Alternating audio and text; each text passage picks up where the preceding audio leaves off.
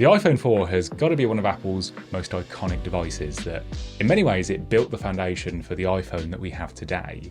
But what's it like using a 14-year-old iPhone in 2024? Let's find out. What's up guys, Jack here, I'm at Tech Videos. We're into new iPhone season with the 16's about to be announced, which I will be reviewing the Pro Max when it comes out, so get subscribed if you want to see that. But I thought it'd be kind of cool to take a bit of a retrospective look back at one of my favourite iPhones from the past, to see how it holds up and how it compares over a decade later.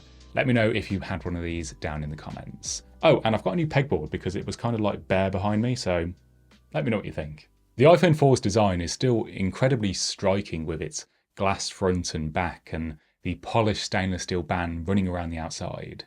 It came in black or white, and I can still remember the first time I got it, just how well built this thing felt in the hand, like the intricacy of the design, the precision of which the whole thing was put together. It just felt like nothing else at the time in the smartphone world, with so many still using plastic cases, even the 3G and 3GS that came before it. Steve Jobs compared the 4 to being like a fine Leica camera, and honestly, it still holds up today. It is one of my all-time favourite Apple designs. So much so that I actually went out and bought one of these deconstructed iPhone 4s from Grid Studio. I love seeing all the components laid out like this. You can really appreciate just how much work and effort goes into creating a phone like this. I'll link to these below, by the way, if you want to check them out. Coming back to it today, I mean, the first thing I noticed is just how tiny this thing is. I mean, can you remember when phones were this small, when you could actually hold them in one hand and reach every corner of the display? It looks even more crazy when you actually see it next to a 15 Pro Max. Smartphones have just ballooned in size over the years. And don't get me wrong, I love the Pro Max. It is amazing for watching films and browsing the web and just having a massive viewfinder. But going back to something that is so handheld, so much more pocketable, feels pretty satisfying. And you can see how much of the iPhone 4 DNA has passed along to the 15, from the boxy shape with the polished sides, the front and back glass. The 4 very much feels like the 15's smaller but older brother. Just a quick look around, we've got the volume and mute switch on the left, the micro SIM tray on the right, the lock button up top, back when it was actually, possible to reach the top of the iPhone with one hand. Oh, and what's this? Yes, we've got a 3.5mm headphone jack, which, don't see those much on phones anymore. That somehow just makes it feel more like a relic from the past. But not as much as the dock connector down on the bottom. This thing was huge. It takes up like half the bottom of the phone. And you know what? I really don't miss how slow it was to sync and back everything up with iTunes. Of course, since then, Apple switched to Lightning 2 years later with the 5, which still used pretty slow USB 2.0 speeds, until eventually switching to the more widely adopted C port with the 15s last year. There's no biometrics here, there's no Face ID, no Touch ID. The 4 still uses the classic iPhone home button, which I keep pressing thinking that it's just gonna, unlock and let me in, but no, I have to remember to swipe across and put my PIN in to get into this thing. As much as I do love this iconic design, it wasn't without some faults. You might have noticed these random looking lines breaking up the metal band. That's because the band is actually 2 pieces and used in some pretty clever engineering as a dual antenna system for all of the iPhone 4's wireless communication. Well, it turned out that if you bridge that gap with a finger or like gripping the phone in a certain way, the interference between those 2 antennas could cause the signal to drop out. It was a whole thing, it was called Antenna Gate. Apple had to have a special news conference all about it, and they ended up having to ship out a load of free cases to customers that had bought one. It wasn't something that really affected me though. I remember I had to really grip this thing to even make the bars drop at all, and if it did, it only did like 1 or 2. So it did seem like a bit overblown in my experience, but hey, I got a free case out of it. And also, before this phone was ever even unveiled, the whole thing leaked when an employee accidentally left one in a bar, which then found its way into a news outlet's hands, who then revealed the thing to the whole world before the announcement. It's probably Apple's biggest leak that's ever happened, and yeah, that's another interesting read if you didn't know about it. Something that really does date the phone though, that can't go unnoticed, is the massive forehead and chin, the massive black bars above and below the 3.5-inch display. I never remember them looking this big, but I guess we've been spoiled by our modern all-screen smartphones. The display itself is still pretty impressive. The iPhone 4 was the first to get what Apple called a Retina display, doubling the pixel density of the previous iPhones to 326 pixels per inch, meaning that the pixels are so small and so close together that individually they can no longer be discerned when you're like holding the phone at normal arm's length. And this was such a huge upgrade at the time. It just made everything so much more crisp, from text to photos to the app icons. It made it really hard to go back to other devices with lower pixel densities, like how more recently ProMotion just kind of spoils you when you see it for the first time. But this was way more noticeable, and I couldn't wait to see it rolled out to the iPad and the Macs, which did eventually happen. It was only 960 by 640 resolution, so not even technically HD, but in a screen this small with a pixel density this high, it was the sharpest and best screen that I'd ever seen. Which still holds up. It definitely isn't as bright or vivid as the phones that we're used to today, and it's far from being an OLED, so blacks do look a little bit washed out, but nonetheless it felt like such a huge upgrade at the time, and it still looks pretty good today. In another first, this iPhone had the first ever Apple-designed A-series chip, the A4, which was a pretty big deal for Apple. It showed that they were serious about iPhone performance. They didn't want to keep using off-the-shelf chipsets and relying on other companies to make them.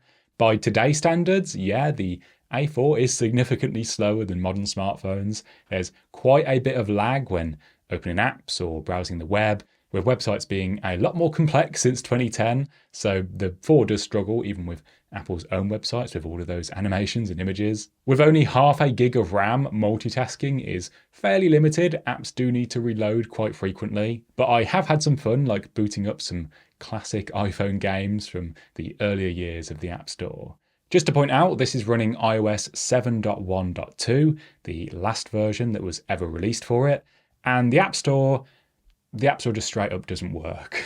When you boot it up, some of the categories load, but you can't actually see or browse or download any apps. The only way I could work out how to download anything was to go through the Purchase tab and only download stuff that I've already done so before. So it doesn't look like it's possible to actually download anything that you haven't already. And even then, some apps just won't download at all because you're using such an old version of iOS. Some will give you the option to download the most recent compatible version, but even that can be a bit hit and miss. Like when I open the YouTube app, it is pretty bare in here. It doesn't seem to want to load. But the A4 was really the start of something big. The iPhone has gotten insanely powerful since then, and bringing all of that development in-house essentially laid the groundwork for everything that came later with the jump to the M series chips in the Mac and the iPad.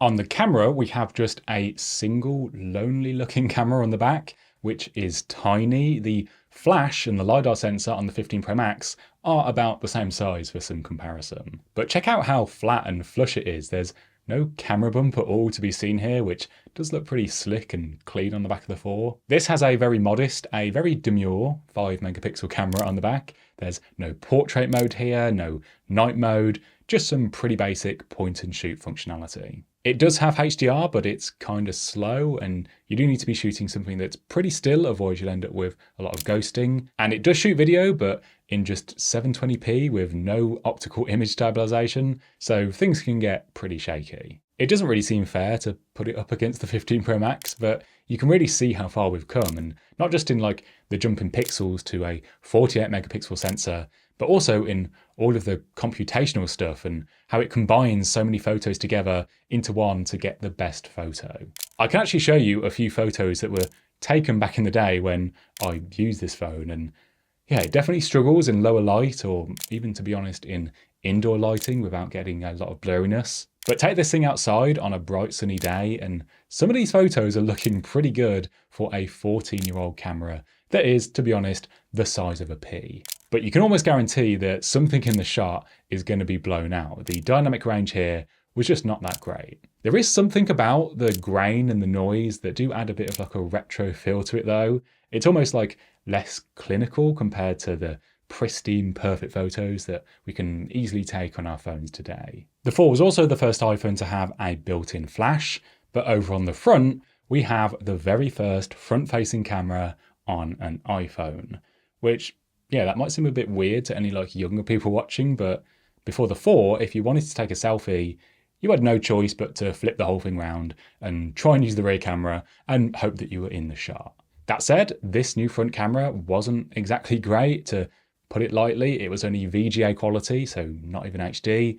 It really struggles with any highlights, with them often just blowing out. It's a bit of a potato camera, to be honest. Looking back, I don't think that Apple even thought that people would really use this to take many selfies, as selfies weren't that big of a deal back then.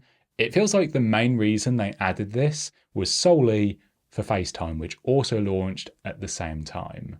And that's something that just feels so normal now that we kind of take for granted, but it all started with the iPhone 4.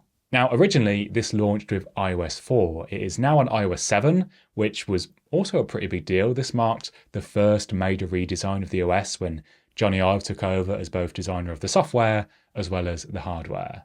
Gone was a lot of the old skeuomorphic design, the textures and fabric backgrounds, replaced with all of these flat, solid colours. It was quite refreshing to see, but it also was a bit extreme. Like, look how skinny some of these font styles here are on the lock screen and on the calendar icon. So some of these things did eventually get dialed back. iOS 7 was the first to introduce Control Center with a swipe up, which looks very different to today with this more frosted glass style. It had a few toggles along the top, music controls, and some app shortcuts with no way at all to change anything. In fact, only now with iOS 18 can we really customize it exactly how we want. Notifications had a different look as well, with a today view with your upcoming events. There was, of course, no home screen or lock screen widgets back then. This was all we had. Even emojis had a different look, and they were pretty limited. In fact, they weren't even enabled by default. You had to